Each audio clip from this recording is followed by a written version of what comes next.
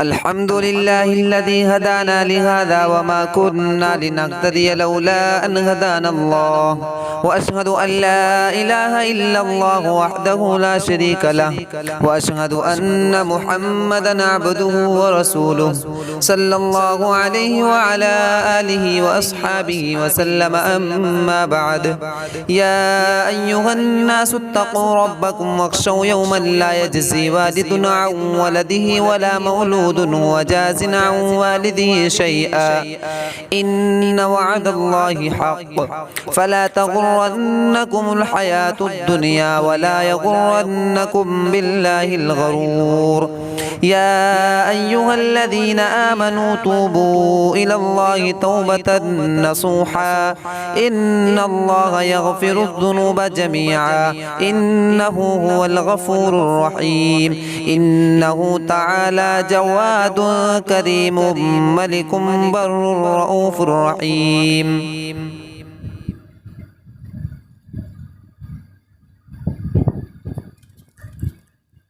الحمد لله نحمده ونستعينه ونستغفره ونؤمن به ونتوكل عليه، ونعوذ بالله من شرور أنفسنا ومن سيئات أعمالنا.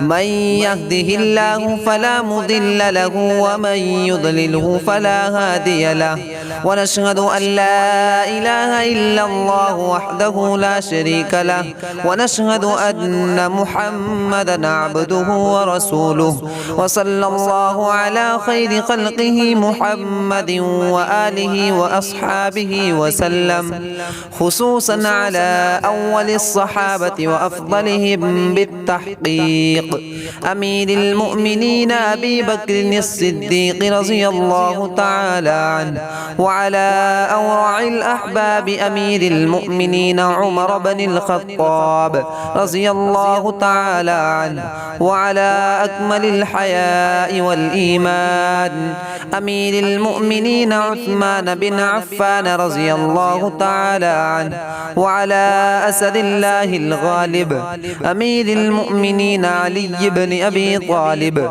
رضي الله تعالى عنه، وعلى الإمامين الهمامين السعيدين الشهيدين أمير المؤمنين أبي محمد الحسن وأبي عبد الله الحسين رضي الله تعالى عنهما، وعلى أمهما سيدة النساء فاطمة الزهراء رضي الله تعالى عنها، وعلى عميه الشريفين بين الناس حمزة والعباس رضي الله تعالى عنهما، وعلى سائر الصحابة والتابعين رضوان الله عليهم أجمعين برحمتك يا أرحم الراحمين. اللهم اغفر لجميع المؤمنين والمؤمنات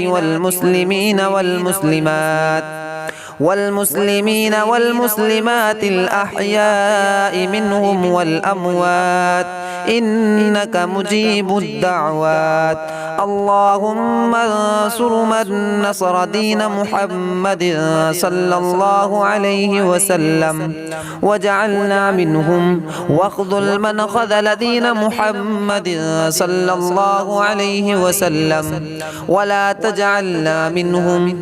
عباد الله رحمكم الله، إن الله يأمر بالعدل والإحسان وإيتاء ذي القربى وينهى عن الفحشاء والمنكر والبغي، يعظكم لعلكم تذكرون. اذكروا الله يذكركم وادعوه يستجب لكم، ولذكر الله تعالى أعلى وأولى وأعز وأجل وأتم وأهم وأكبر.